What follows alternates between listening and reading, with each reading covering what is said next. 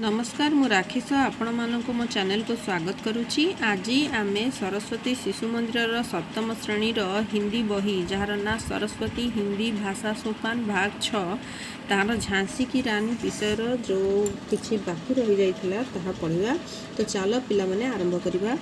झांसी से निकल कर रानी कालपी पहुंची। झांसी रू बाहरी की रानी कालपी में राव साहब और तांत्या टोपे बड़ी भारी सेना के साथ डेरा डाले हुए थे। झांसी रू बाहरी रानी कालपी पहुँचिले। कालपी रे राव साहब और तांत्या टोपे बहुत बड़ सेना सहित सेठी डेरा डाली पकईकी रही। रानी का पीछा करते हुए फ्योरोज भी कालपी पहुंचा। रानी को पीछा करी फ्योरोज जो इंग्रेज सिपाही सी कालपी पहुँची गला।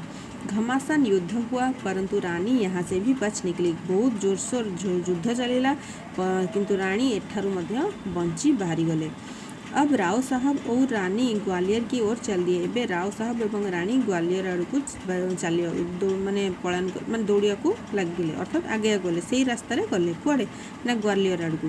तांत्या टोपे ने पहले से ही ग्वालियर की फौज को अपनी ओर मिला लिया था। तांत्या टोपे मूलरू ही प्रथम ही ग्वालियर जो फौज सैन्यबाहिनी निज सैन्यबाहिनी सहित मिलाई मिसाई देते।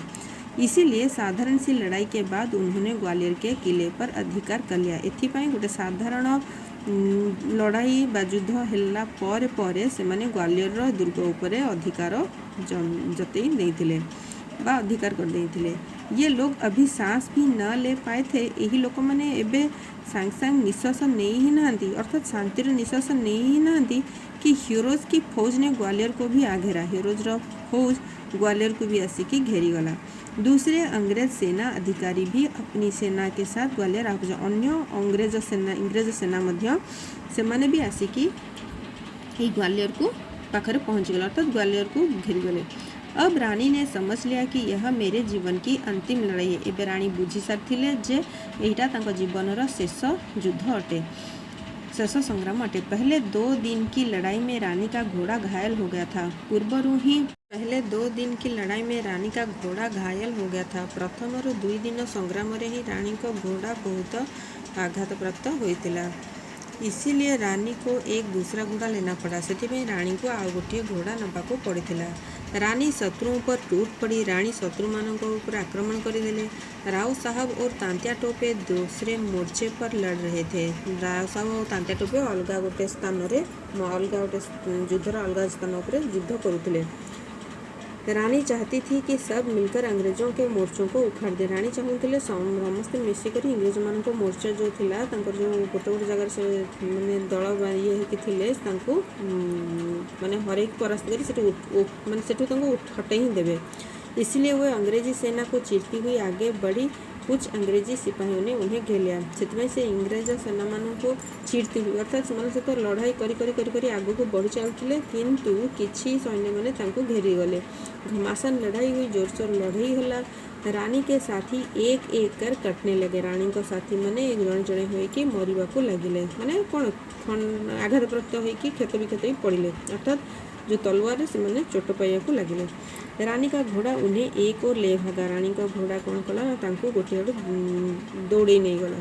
पीछे पीछे रानी के खून के प्यासे सैनिक थे एवं पछे पछे रानी को खून के प्यासे अर्थात से जो इंग्रेज सैन्य जो मैंने रानी को मारिया चाहूले पछे पछे दौड़ते। तो सीठी कहुई खून के प्यासे मारिया चाहूले।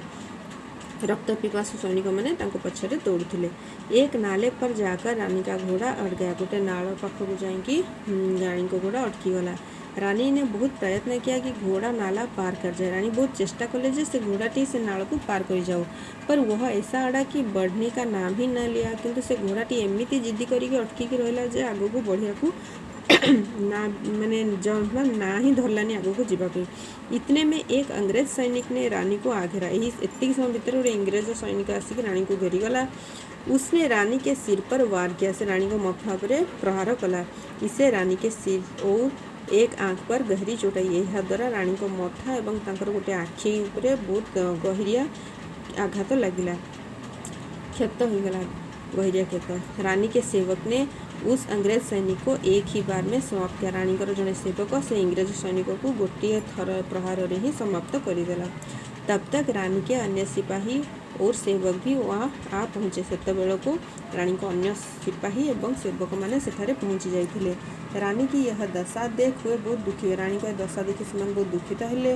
रानी ने उनसे कहा, देखना शत्रु मेरे शरीर को हाथ न लगा पाए। रानी से को कहले, तमें मैंने देखिब जमती कि चेष्टा करिब जमती कि शत्रु मैंने मो शरीर को छुई ही स्पर्श ही करि न पारे, जमती मो शरीर को स्पर्श ही करेंगे नहीं। रानी के सेवक उन्हें पास ही एक साधु की कुटी में ले गए। रानी का सेवक मैंने रानी को गोटे पाखर गोटे साधु का कुड़िया थिला सेठा को नहीं गले। वहाँ पहुँचते ही सेठारे पहुँचा मात्र के ही उन्होंने दम तोड़ दिया। रानी सेठारे दम तोड़ अर्थात शेष निश्वास त्याग कले। इससे पहले कि अंग्रेज सैनिक वहाँ पहुँचते, यह पूर्व इंग्रेज सैनिक सेठारे पहुँचे ता पूर्व साधु कौन कले ना निज कुटी की घास फूस निज कुटीर कुड़िया घरे जो घास भूसा थिला आउ किछि काठ थिला लकड़िया थिला जाळेनी ताहाकु पकाई करी किछि काठ सामग्री बा काठ लकड़िया है काठ आउ किछि घास भूसा नड़ा कुटा आपको नहीं कि रानी को चिता लगाई देले। अर्थात रानी का जो शरीर थिला ताको से यह द्वारा जलाइले। इस प्रकार देश की स्वतंत्रता के लिए यही प्रकार देशर स्वतंत्रता पाई रानी ने अपने प्राण निछावर कर दिया। रानी निज प्राण बलि दे देथिले।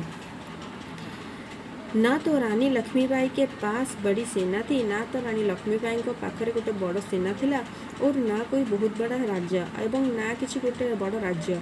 फिर भी इस स्वतंत्रता संग्राम में जो वीरता उन्होंने दिखाई, किंतु तथापि यही स्वतंत्रता व स्वाधीनता संग्राम रे से जो वीरता दिखाई थिले उनकी प्रशंसा उनके शत्रु भी की है। तांको प्रशंसा तांको शत्रु माने भी करिथिले। अपने बलिदान से रानी ने सिद्ध कर दिया, निज बलिदान द्वारा रानी प्रमाण करदेले जे समय पड़ने पर भारतीय नारी भी शत्रुओं के दांत खट्टे कर सकती हैं। दरकार पड़े भारतीय नारी मध्य निज शत्रु मानों को दांत खट्टे कर सकती हैं, अर्थात परास्त करें, अर्थात चकमा दे पारे बा जवाब दे पारे, अर्थात परास्त को करवा है जवाब दे पारे चकमा देवा ठीक माने मुँह तोड़ जवाब जो देवा। ऐसी वीरांगनाओं से देश का मस्तक सदैव ऊंचा रहेगा। यही वीरांगना मानक देशर मथा सब ऊंचा रहिबो। ये हूँ कठिन शब्दार्थ एवं यार प्रश्न उत्तर वीडियो मु तुम मानक एठी ही देखाउची।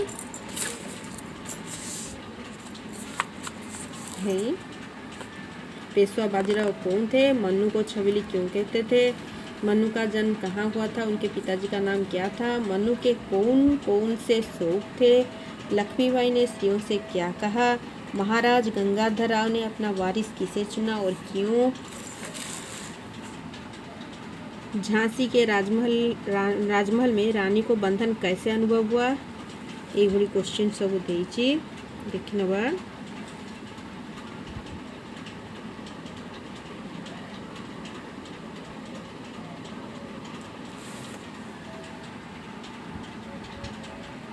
किसी अतिरिक्त ग्रामर आउ अतिरिक्त प्रश्न भी अच्छी।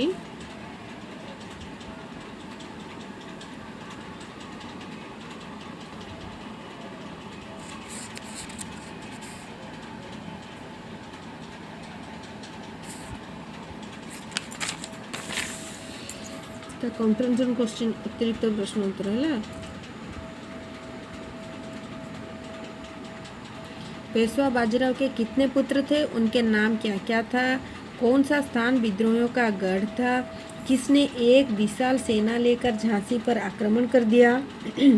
रानी लक्ष्मीबाई ने किले से कैसे निकली? झांसी से निकलकर रानी कहाँ पहुँची? कालपी में कौन कौन बड़ी भारी सेना के साथ डेरा डाले हुए थे?